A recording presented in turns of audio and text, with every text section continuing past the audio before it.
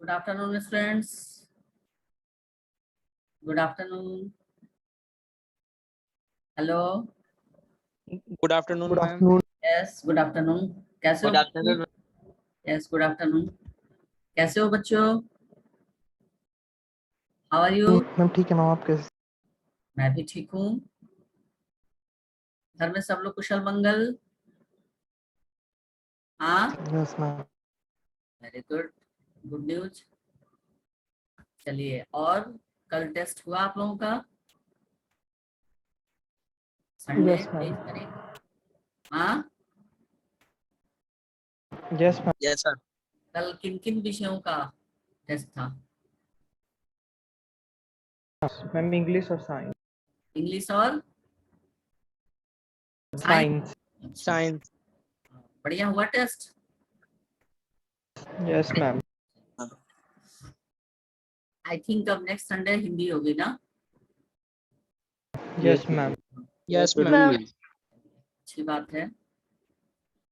तो अब तक Good afternoon. Yes, good afternoon. अप्रैल से लेकर मई हम लोग 4 चैप्टर की पढ़ाई हो चुकी। बड़े भाई साहब, डायरी का एक पन्ना, सतारा वामिरो कथा और साखी कबीर की, ये चारों चैप्टर्स समाप्त हो गए। ठीक है, अब जून महीने में फिर मीरा के पद, पर्वत प्रदेश में पावस, और आपकी प्रथम आवधिक परीक्षा यानी फर्स्ट पीरियोडिक टेस्ट, ठीक है, वो जून महीने में होगी। तो परीक्षा जो है वो जुलाई में होगी, लेकिन ये जो चैप्टर्स है फिर आपके अगले महीने में। तो साखी मैंने पढ़ा दिया, इसका प्रश्नोत्तर भी शायद मैं लिखा चुकी हूँ ना? हाँ, हेलो, प्रश्नोत्तर भी मैं लिखा चुकी हूँ। कृपया जवाब देना सीखिए आप लोग। Yes, ma'am. गर्ल्स बिल्कुल गूंगी क्यों रहती हैं, कुछ जवाब नहीं देती हैं? Girls, why you are so silent? हाँ, गर्ल्स,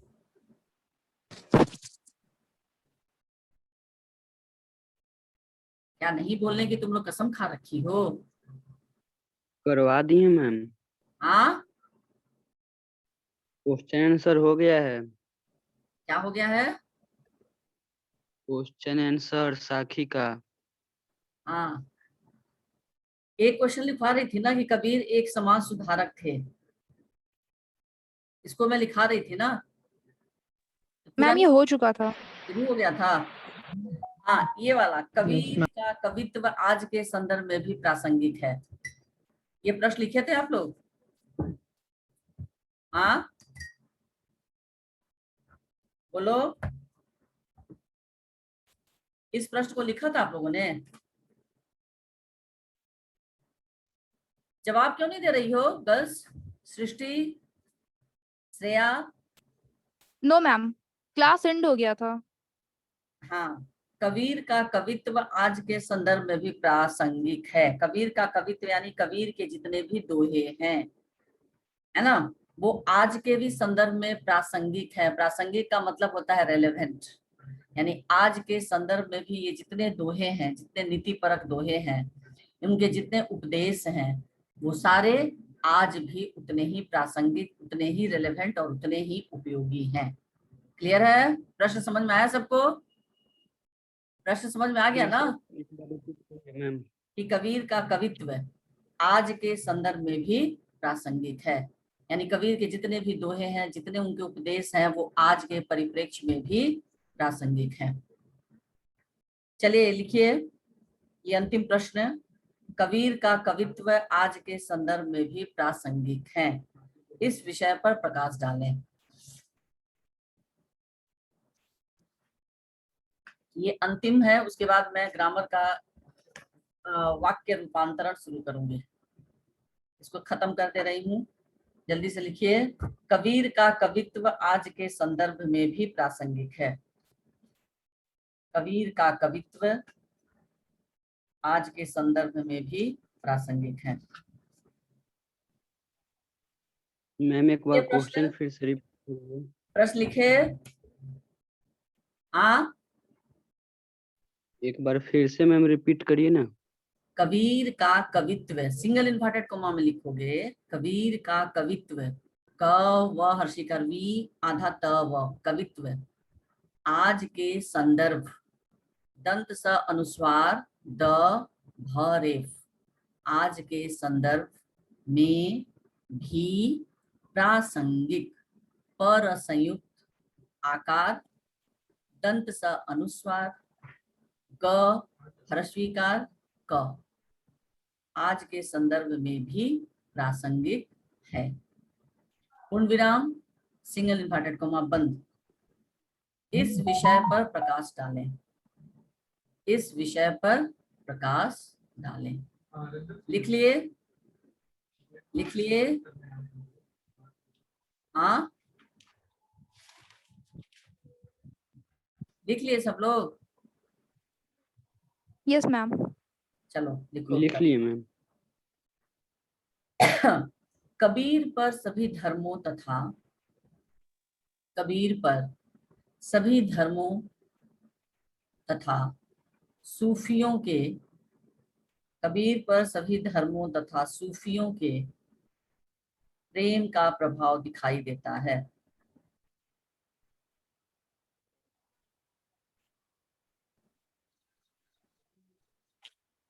कबीर पर सभी धर्मों तथा सूफियों के प्रेम का प्रभाव दिखाई देता है।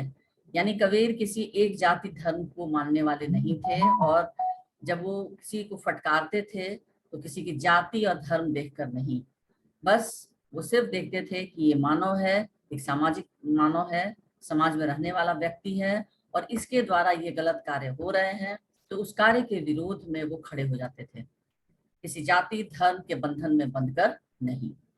ठीक है, तो कबीर पर सभी धर्मों तथा सूफियों के प्रेम का प्रभाव दिखाई देता है।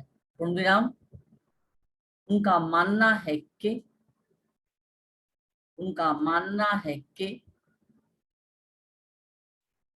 का हर्षिकार, मानना है कि ईश्वर को तो,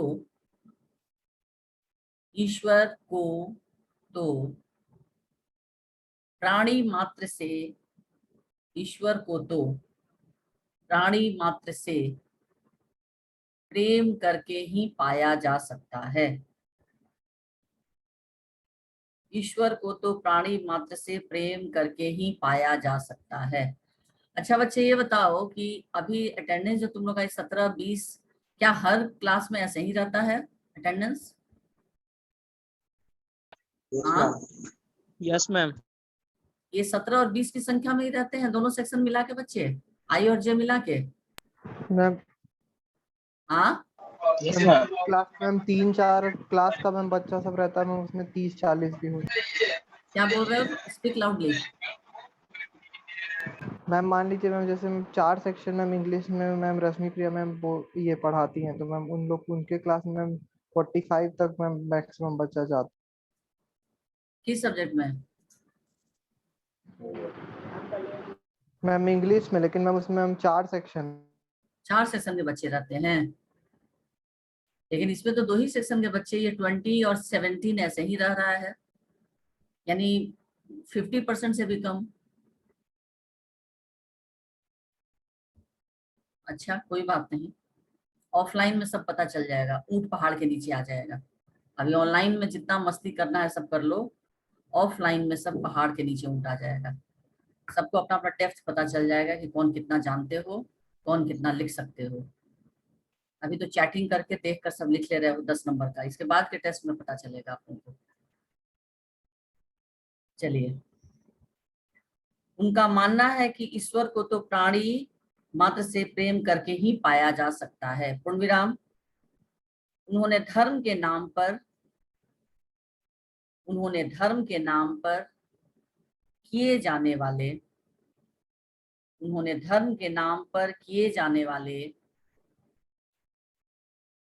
आडंबरों का विरोध कर, उन्होंने धर्म के नाम पर किए जाने वाले आडंबरों का विरोध कर राम रहीम की एकता, राम रहीम यानी राम जो है हिंदुओं के प्रतिनिधित्व करते हुए और रहीम मुसलमानों के, राम रहीम की एकता स्थापित करने पर बल दिया।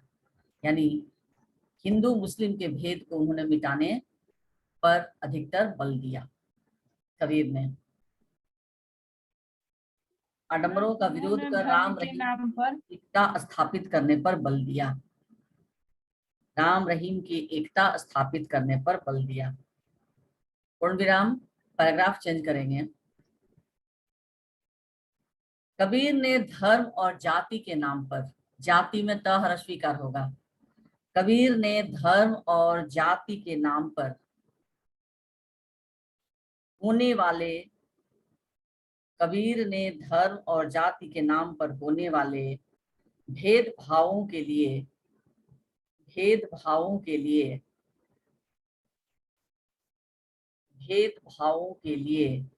पंडित और मौलवियों को ही, कबीर ने धर्म और जाति के नाम पर होने वाले भेदभावों के लिए पंडित और मौलवियों को ही जिम्मेदार ठहराया, पंडित और मौलवियों को ही जिम्मेदार ठहराया। क्योंकि कबीर का मानना था कि धर्म के ठेकेदार पंडित और मौलवी जो होते हैं, ये धर्म के बहुत बड़े रक्षक और ठेकेदार होते हैं। अगर ये चाहें तो ये आपस के जो भेदभाव को दूर कर सकते हैं, और इसके लिए इन्होंने ही इन दोनों को जिम्मेदार ठहराया। उन्होंने कहा कि यह शरीर नश्वर है, उन्होंने कहा कि यह शरीर नश्वर है, उन्होंने कहा कि यह शरीर नश्वर है, यानी शरीर आज है कल नहीं रहेगा, लेकिन आत्मा अमर है, शरीर नश्वर है। पूर्ण विराम, पता नहीं अगले जन्म में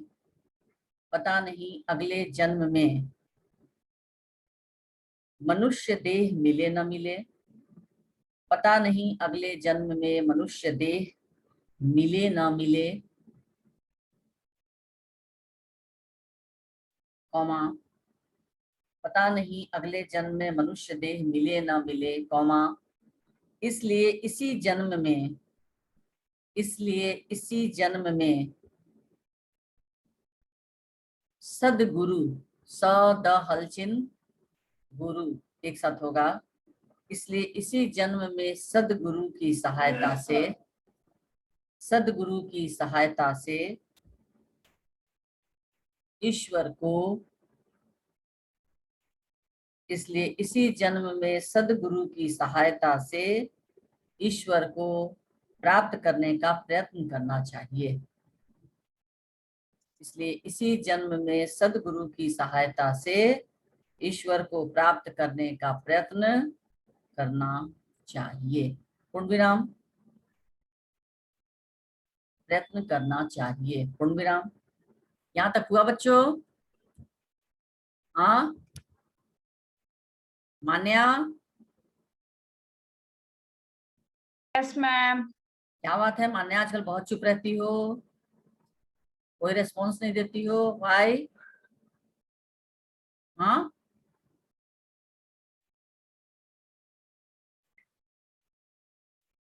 प्राप्त क्या लिखे? सहायता से ईश्वर को प्रयत्न करना चाहिए। पूर्ण विराम, जिन आडंबरों का कबीर ने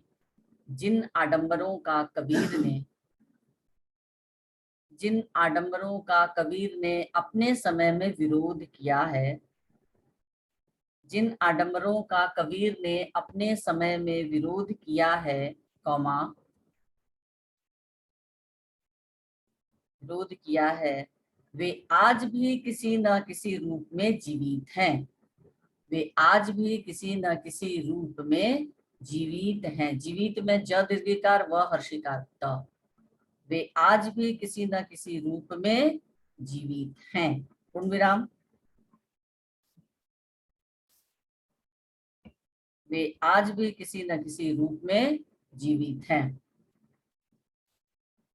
यानी आप लोग पढ़े होंगे छोटी कक्षाओं में कि कबीर ने हिंदू और मुस्लिम दोनों को कहा कि हिंदू में है ना सूतक होता है, किसी की मृत्यु के बाद तो 10 दिन के बाद बाल मुड़ाते हैं, पता है ना? हाँ, यस मैम। तो Yes, उन्होंने ma'am. कबीर ने Yes, कहा ma'am. कि इससे संबंधित उन्होंने क्या दोहा कहा है?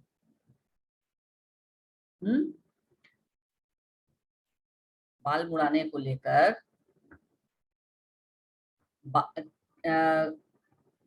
कबीर ने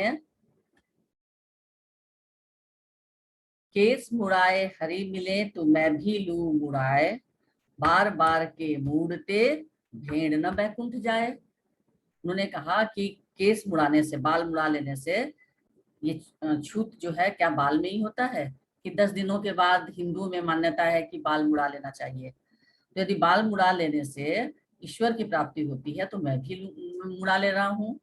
और फिर उन्होंने कहा कि बार बार के मुड़ते भेड़ न बैकुंठ जाए। भेड़ के बाल तो हैं हमेशा मुड़ते रहते हैं। क्यों? क्योंकि उन बालों से क्या बनता है? भेड़ की बाल से क्या बनता है? कपड़े। हाँ ऊनी कपड़े। हाँ, ऊनी कपड़े। ऊन बनता है। ऊनी कपड़े तो बाद में बनते हैं, पहले ऊन बनता है। तो ऊन बनता है, तो इसके लिए कबीर ने कहा कि भेड़ तो फिर तो उसको भेड़ के जन्म में योनि में जन्म ही नहीं होना चाहिए, क्योंकि वो तो बार बार अपना बाल उसका मुड़ता है। तो भेड़ जब आदमी नहीं बन सकता है, बार बार उसका भेड़ का बाल जब उड़ाया जाता है, तो मनुष्य ये सूतक में 10 दिन में अपना बाल क्यों मुड़वाते हैं? तो क्या इससे ईश्वर की प्राप्ति हो जाती है? इस पर इन्होंने विरोध किया हिंदुओं का। फिर पत्थर पूजे हरी मिले तो मैं पूजू पहाड़। लोग पत्थर की पूजा करते हैं, तो उन्होंने कहा कि पत्थर की पूजा करने से यदि हरि मिल जाते हैं, ईश्वर मिल जाते हैं, तो भाई मैं पत्थर की पूजा क्यों करूं? मैं तो जा रहा हूं पहाड़ की पूजा करूं, क्योंकि पत्थर तो पहाड़ से ही ना मिलता है। तो मैं इतने बड़े पहाड़ की पूजा करूं, है ना? पत्थर पूजे, वाहन पूजे हरि मिले तो मैं पूजू पहाड़। और तासे उसे भड़ी है घर की जाकी पीसा खाए। घर की चाकी जाका पीसा, जाके पीसा खाए। जिसके घर की जो चक्की है, जिसका हम लोग पीस कर अनाज खाते हैं, वो उससे बढ़िया है ना, तो उसको क्यों नहीं हम लोग पूछते हैं? तासे भली घर की चक्की जाका पीसा खाए। जिससे हम लोग अनाज को पीसते हैं, तो पहाड़ और पर्वत से और जो पत्थर हैं उनसे तो बढ़िया है घर की चक्की, होगी तो पत्थर की बनी होती है, उसकी पूजा करनी चाहिए ना। जिस पर हम लोग अनाज पीसते हैं और फिर खाते हैं, उससे हमारा पेट भरता है, तो उसकी पूजा करनी चाहिए। तो उन्होंने हिंदुओं और मुसलमानों को भी उन्होंने कहा, कंकड़ पत्थर जोड़ के मस्जिद लियो बनाए, टापर चढ़ी मुल्ला बाग दे क्या बहरा हुआ खुदाए। उन्होंने मुसलमानों को भी कहा कि कंकड़ पत्थर जोड़ के एक मस्जिद बना लिया और उसके ऊपर खड़ा होकर मुल्ला जो है भाग देता है, अजान पढ़ता है अल्लाह अकबर।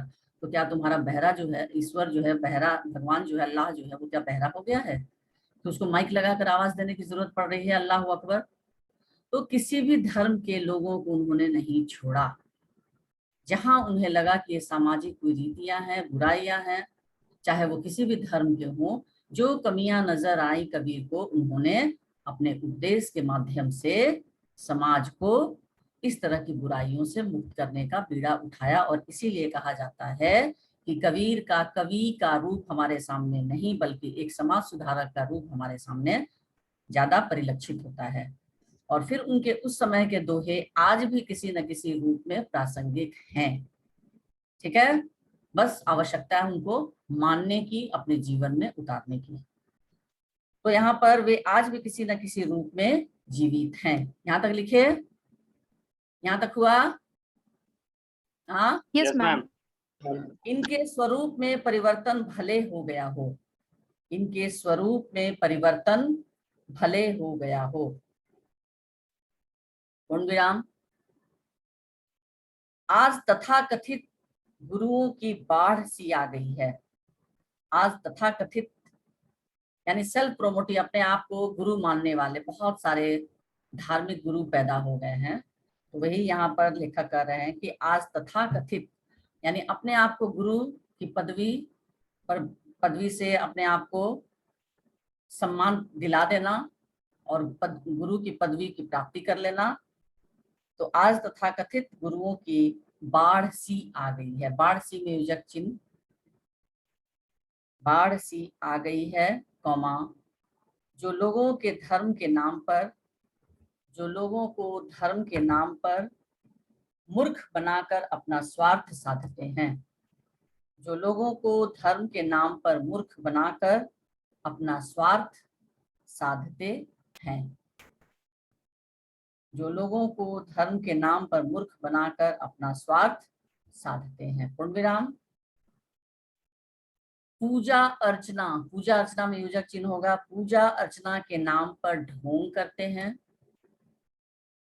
पूजा अर्चना के नाम पर ढोंग करते हैं। पूर्ण विराम। अतः कहा जा सकता है कि, अतः कहा जा सकता है कि कबीर का कवित्व आज भी प्रासंगिक है। अतः कहा जा सकता है कि कबीर का कवित्व आज भी प्रासंगिक है। हो गया? हो गया ना बच्चों? चलिए अब मैं शुरू कर दे रही हूं वाक्य परिवर्तन। ठीक है? चलिए सबसे पहले लिखिए वाक्य रूपांतरण। हेडिंग दीजिए, ये व्याकरण का अंश है आपका, वाक्य रूपांतरण। कबीर के दोहे समाप्त। ग्रामर में मैं देख रही हूँ, उस दिन मैंने आप लोगों को पढ़ाया था ना पदबंध, यस और नो? हाँ, पदबंध। तो उसमें, और मैंने चैप्टर से भी कहा था कि आप लोग ढूंढ कर लिखिए संज्ञा, क्रिया, क्रिया विशेषण, सर्वनाम, लेकिन अभी तक आप लोग नहीं किए हैं, नहीं ना किए हैं? ईमानदारी से बताओ कितने बच्चे एक चैप्टर का भी बनाए हो? सबसे पहला चैप्टर था बड़े भाई साहब, कितने बच्चे बनाए हो? कम से कम उस चैप्टर से 10 भी पदबंध बनाए हो तुम लोग? एनीबॉडी? हाँ, कौन बच्चे बनाए हैं? और जिन्होंने बनाया है वो मेरे पर्सनल व्हाट्सएप पर भेजेंगे नाम के साथ, नाम, क्लास, सेक्शन। जो भी बच्चे बनाए हैं मेरे पर्सनल मोबाइल नंबर पे भेजोगे व्हाट्सएप पे, जरा मैं देखूंगी क्या बनाए हो तुम लोग। पदबंध से पहला चैप्टर बड़े भाई साहब, कम से कम 10 ही जिन बच्चों ने बनाया है, बनाए हो तो भेज देना, थोड़ा मैं देखूं। और उसी से रिलेटेड अब मैं आप लोगों का ग्रामर का सारा क्वेश्चन अब दूंगी। 4 नंबर का देना होता है ना, पदबंध से ही रिलेटेड देती हूँ आप लोगों को, आप लोग बनाइएगा। और अभी रिवीजन में मैं दूंगी भी, क्लास में भी करने के लिए, और सबका ऑन रहना चाहिए ये वीडियो, ताकि देखूं कि आप लोग क्या बना रहे हैं। चलिए आज मैं शुरू कर दे रही हूँ वाक्य रूपांतरण। लिखिए सब लोग, वाक्य रूपांतरण। रूपांतरण यस का, मैम। रूपांतरण का क्या अर्थ होता है? रूपांतरण शब्द का अर्थ क्या होता है?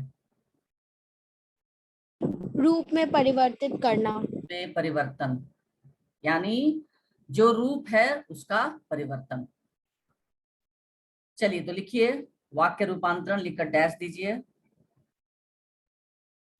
वाक्य के एक स्वरूप को, वाक्य के एक स्वरूप को दूसरे स्वरूप में,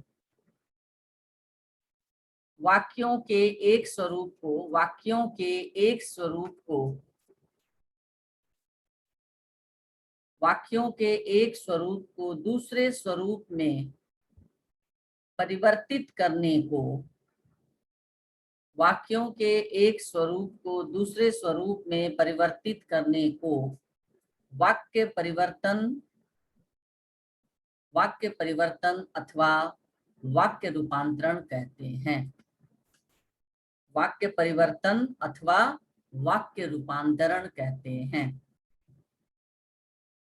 यहां तक लिखे, वाक्यों के एक स्वरूप को दूसरे स्वरूप में परिवर्तित करने को, परिवर्तित, पर हर्षिकार व त हर्षविकार रेफ त, परिवर्तित करने को वाक्य परिवर्तन अथवा वाक्य रूपांतरण कहते हैं।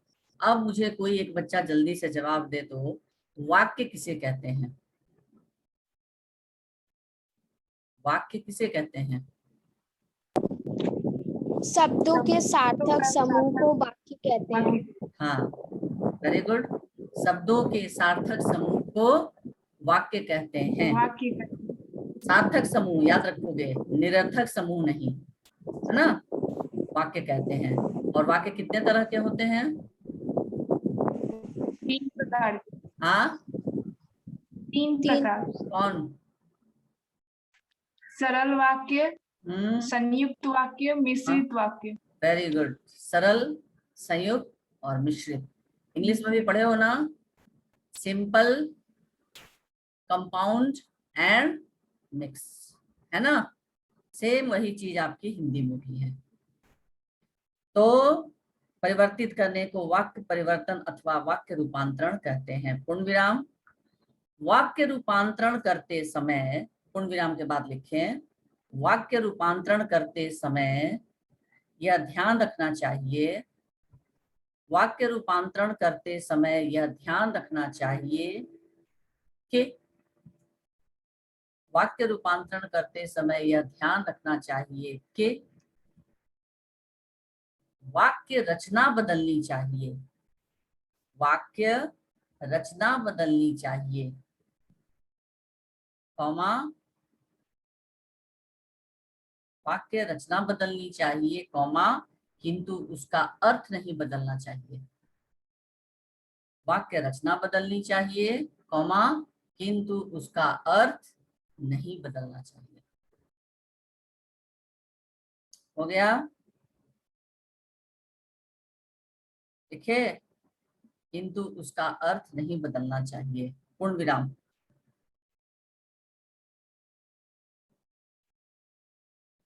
लिखे, यस मैम। उसके बाद लिखिए उदाहरण के लिए, नीचे पंक्ति में लिखिए उदाहरण के लिए डैश, उदाहरण के लिए डैश, कवि, कॉमा दे देकर लिखेंगे, कवि, लेखक, कलाकार, राजनेता, डॉक्टर,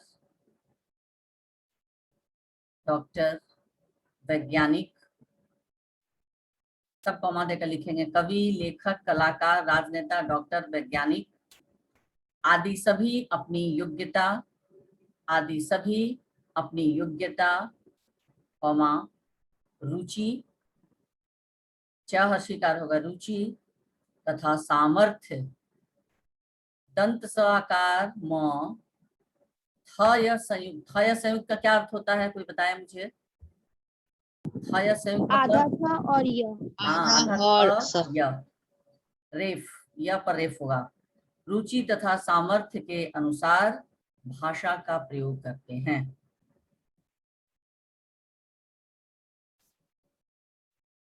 भाषा का प्रयोग करते हैं। मैम विराम। ये सभी रुचि सामर्थ्य के अनुसार भाषा का प्रयोग करते हैं। आदि सभी अपनी योग्यता, कौमा, रुचि तथा सामर्थ्य के अनुसार। ये सभी, सबकी क्या भाषा एक होती है बच्चों? आप लोग बता सकते हैं? कवि, लेखक, कलाकार, राजनेता, डॉक्टर, वैज्ञानिक, क्या इन सबकी भाषा एक होती है? नो हाँ? मैम। No ma'am. नहीं, क्योंकि ये सभी अपनी योग्यता के अनुसार, अपनी रुचि के अनुसार और अपनी सामर्थ्य के अनुसार अलग अलग भाषा का प्रयोग करते हैं।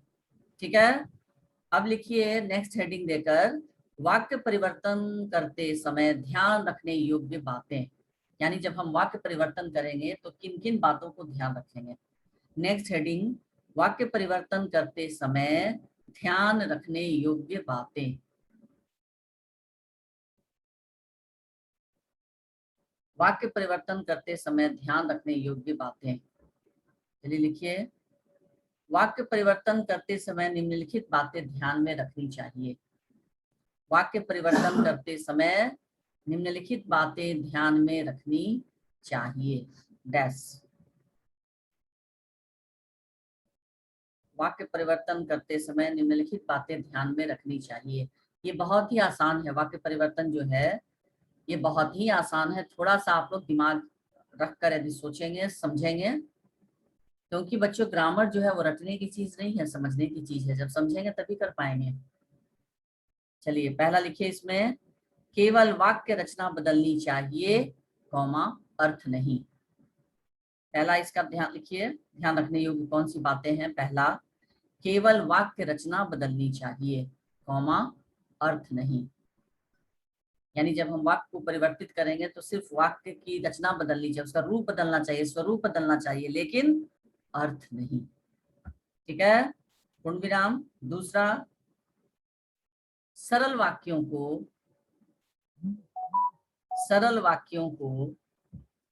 मिश्र या संयुक्त वाक्य बनाते समय, सरल वाक्यों को मिश्र या संयुक्त वाक्य बनाते समय,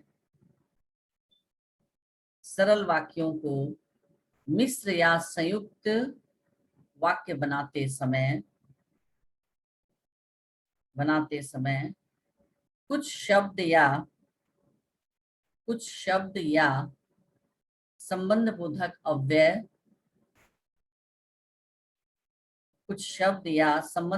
अव्यय, अथवा योजक शब्द आदि जोड़ना, अथवा योजक शब्द, योजक का मतलब मैम होता है सपोज क्या है?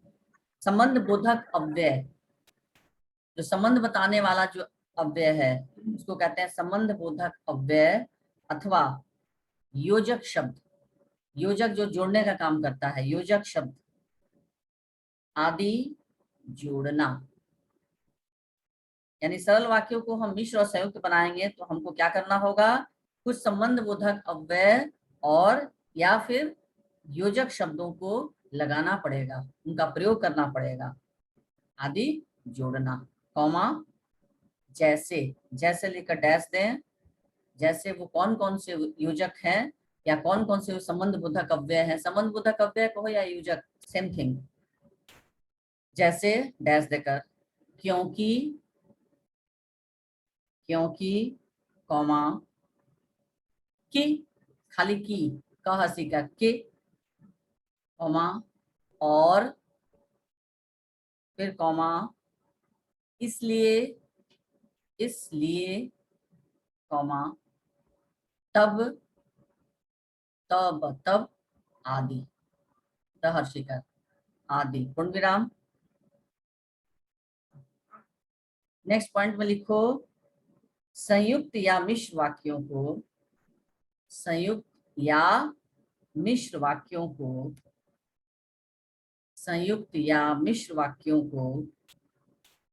सरल वाक्यों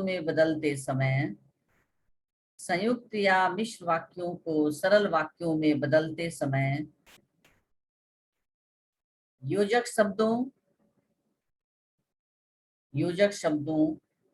या संबंध बोधक अव्ययों, ये दोनों एक ही चीज है, योजक शब्द कहो या संबंध बोधक अव्यय।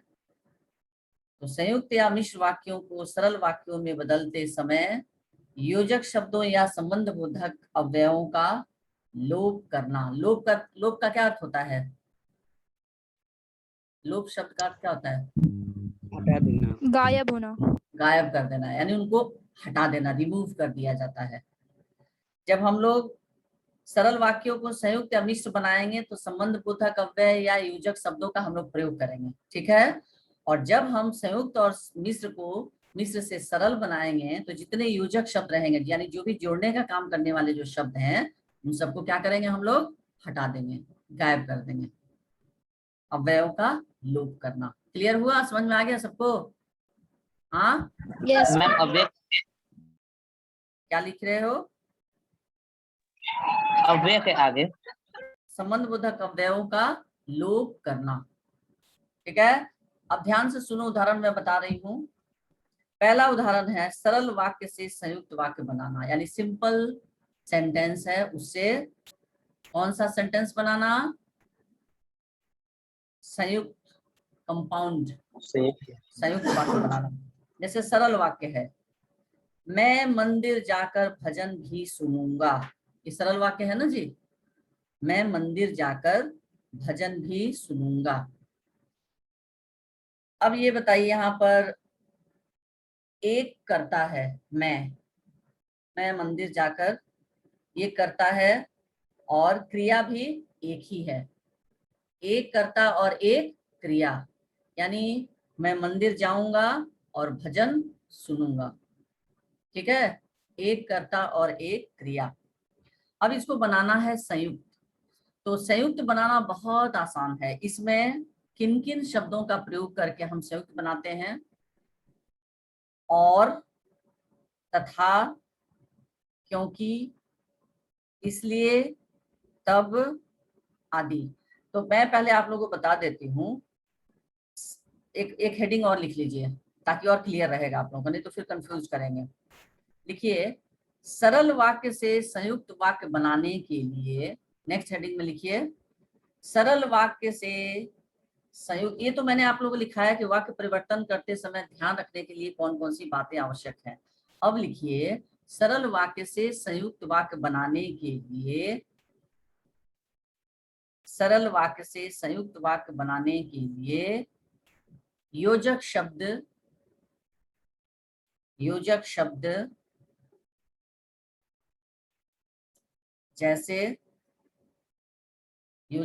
जैसे कौन कौन, जैसे लिखकर डैश देंगे।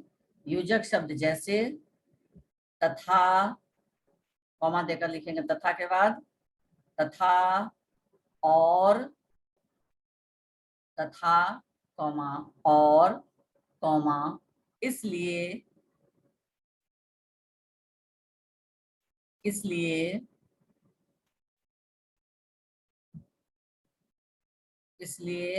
तथा, और, इसलिए का प्रयोग किया जाता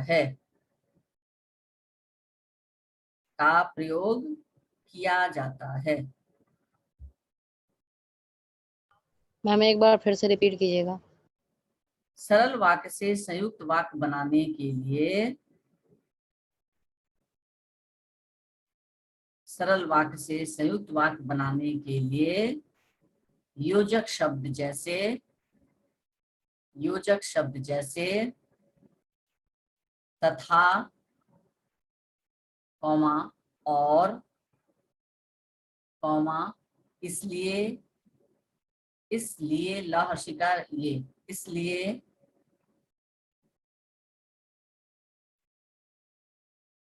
आदि का प्रयोग किया जाता है। इसलिए आदि का प्रयोग किया जाता है। ठीक है, ये सरल वाक्य से संयुक्त वाक्य बनाने के लिए। क्लियर हुआ? हाँ, यस मैम। अब लिखो, Yes, ma'am.